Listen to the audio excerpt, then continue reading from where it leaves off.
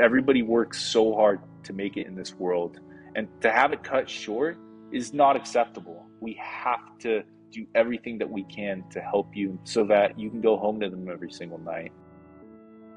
About 2.5 years ago, I went to a lecture by a physician, and he was talking about his blood program. The empirical evidence is significant in supporting the fact that the whole blood transfusions save lives prior to people being admitted to the hospital. And so I kind of became intrigued, and I was pretty overwhelmed at how much regulation there is and all the stuff you have to go through to make it a reality. So I contacted our department's medical directors, and I said, let's see how far we can push this. It seemed somewhat unrealistic and unattainable at the time, but I also love a challenge. So we decided to start going for it. I was calling up local hospitals and blood banks and seeing, is this something we can do? And they said, no, absolutely not. There's no way you can make that happen.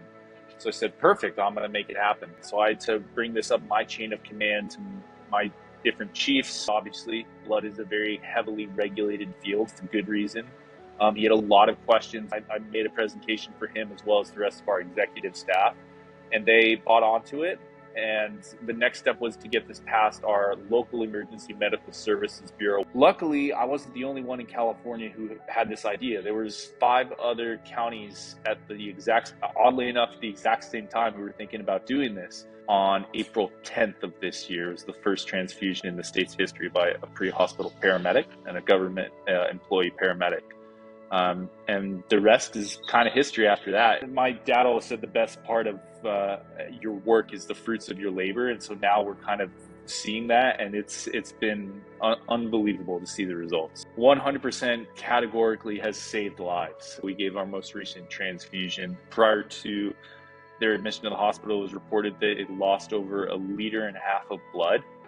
And so we gave them 2 units of blood prior to their admission to the hospital. We can't prevent all horrible things from happening, but in the case that they do happen, we're prepared to help serve the populace. While it was laborious and difficult to get through, we can bring more things to the table to serve our population and to keep them as safe as we can.